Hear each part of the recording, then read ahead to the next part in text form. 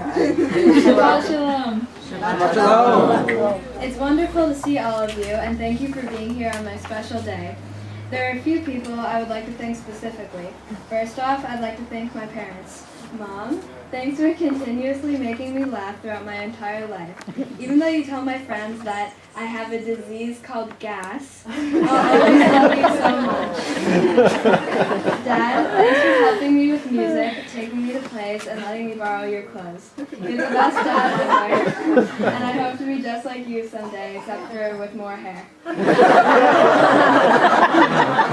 Fran, thanks for being a great brother and not ever flushing the toilet.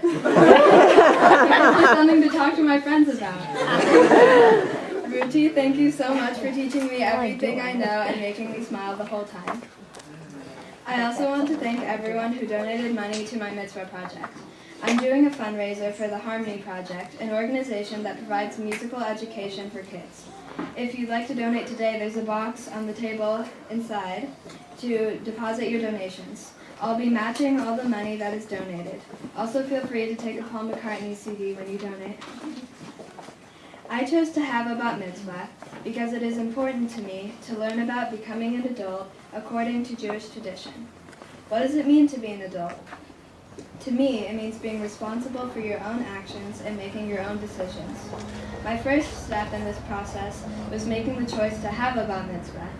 Not only did I learn to chant my Torah portion, but I went farther to learn the trope, which are the symbols of the melodies, even though I was not required to.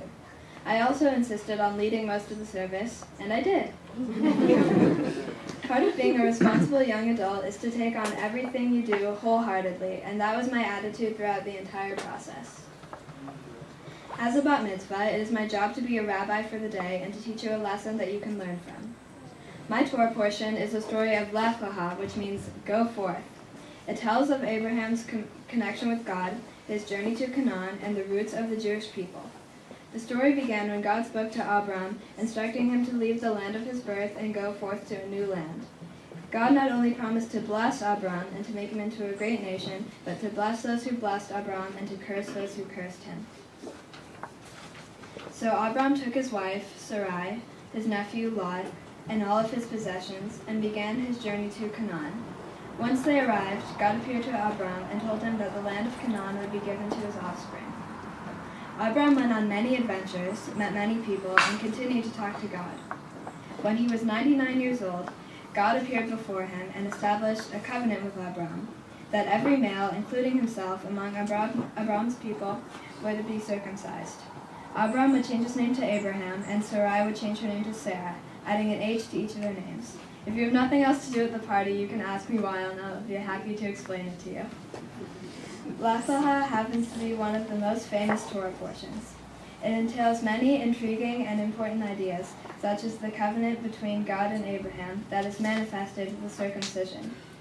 Politically, this portion is used by Israelis and Jews to prove that Israel was originally the promised land of the Jewish people.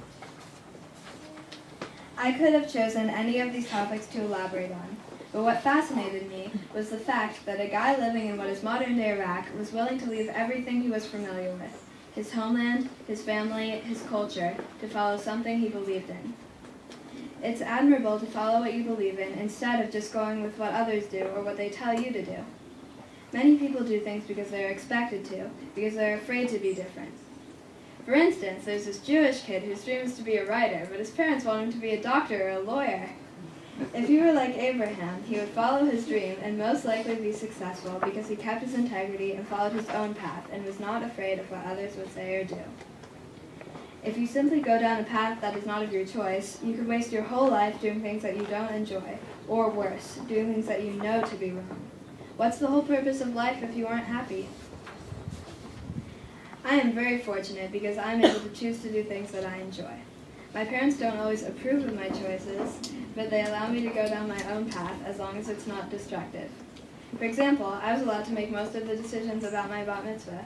You may not know this, but I'm not wearing any shoes. Someone that doesn't know me might say, "Oi, babe, this is sacrilegious. At a bat mitzvah? Unheard of. Absurd."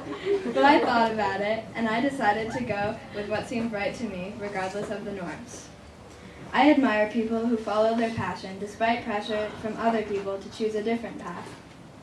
This is why I chose the story of Ruth for my Haftarah portion, a story that is not usually read at Bat Mitzvahs. The story begins with Naomi, the mother-in-law of Ruth. Naomi was Jewish. Ruth, she was a Shiksa, a Moabite. But Ruth saw something in Naomi that she felt she had to follow, even though it meant leaving her homeland and family, which takes a lot of nerve to do. She says, "Wherever you go, I will go, and wherever you lodge, I will lodge. Your people shall be my people, and your God, my God." Like Abraham, Ruth pursued what she believed to be the right path instead of following the path of her ancestors. This is not to say that tradition is unimportant. I think it is of great value for one to feel a connection with their roots. However, of what significance is that connection if one does not agree with or believe in the views of their ancestors? Is it not just as admirable for one to follow their own path as Abraham and Ruth did? I know I will pursue my passion no matter what obstacles lie in my way, because that will make me happy. Happiness is when one follows the path of their choice. If more people were like Ruth and Abraham, more people would be happier, true to themselves, and have fulfilling lives. If more people were happy, there would be a better chance to make peace on this earth. Peace and Shabbat Shalom.